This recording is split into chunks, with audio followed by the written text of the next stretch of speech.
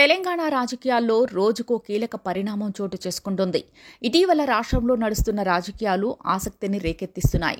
అధికార ప్రతిపక్షాల మధ్య మాటల యుద్ధం జోరుగా నడుస్తుండగా కులగణన చేసి బీసీలకు న్యాయం చేస్తున్నామంటూ కాంగ్రెస్ పార్టీ చెప్తుంటే తప్పుల తడకలతో జనాలను మోసం చేస్తున్నారంటూ బీఆర్ఎస్ ఆరోపిస్తూ ప్రజల్లోకి దూసుకుపోతున్నారు. ఈ నేపథ్యంలోనే బీజేపీ పార్టీ కూడా తమ గళాన్ని గట్టిగా వినిపిస్తూ స్థానిక సంస్థల ఎన్నికల్లో సత్తా చాటేందుకు గట్టిగానే ప్రయత్నిస్తోంది. ఇటీవల ప్రధాని మోదీ కులానికి సంబంధించి సీఎం రేవంత్ రెడ్డి చేసిన వ్యాఖ్యలకు తమదైన శైలిలో ఖండిస్తూ కమలదళం అందరి దృష్టిని తన వైపు తిప్పుకుంటోంది. ఈ క్రమంలోనే తెలంగాణ బీజేపీకి కొత్త అధ్యక్షుడు నియామకం గురించి కీలక ప్రకటన చేసి మరింత ఆసక్తి పెంచారు. కేంద్ర మంత్రి, ప్రభుత్వం తెలంగాణ బీజేపీ అధ్యక్షుడు కిషన్ రెడ్డి వరంగల్లో పర్యటించిన కిషన్ రెడ్డి కాంగ్రెస్ ప్రభుత్వం చేపట్టిన కులగణనపై, మోదీపై రేవంత్ రెడ్డి చేసిన వ్యాఖ్యలపై తీవ్రస్థాయిలో మండిపడ్డారు.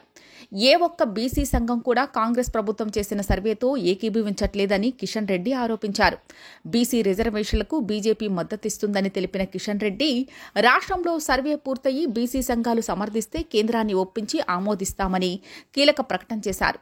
రాహుల్ గాంధీ కులం గురించి సర్వే చేయాల్సిన అవసరం లేదని, ప్రజలకు మేలు చేయాలనే ఉద్దేశంతోనే సర్వేలు చేయాలని కాంగ్రెస్ నేతలకు కిషన్ రెడ్డి కౌంటర్ ఇచ్చారు.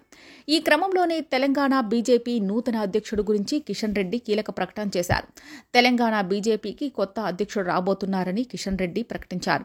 స్థానిక సంస్థల ఎన్నికలకు ముందే బీజేపీకి నూతన రాష్ట్ర అధ్యక్షుడు వస్తాడని స్పష్టం చేశారు. బిజీ షెడ్యూల్ వల్ల రాష్ట్ర అధ్యక్షుడు నియామకం ఆలస్యమవుతోందని కిషన్ రెడ్డి క్లారిటీ ఇచ్చారు. మరోవైపు బీఆర్ఎస్ పార్టీతో కలవాల్సిన అవసరం తమకు లేదని క్లారిటీ ఇచ్చారు కిషన్ రెడ్డి. బీఆర్ఎస్, కాంగ్రెస్ పార్టీలు అభ్యర్థులను నిలబెట్టేందుకు భయపడుతున్నాయని విమర్శించారు. ఆ రెండు పార్టీల మధ్య అంతర్గత సంబంధం ఉందని కీలక ఆరోపణలు చేశారు.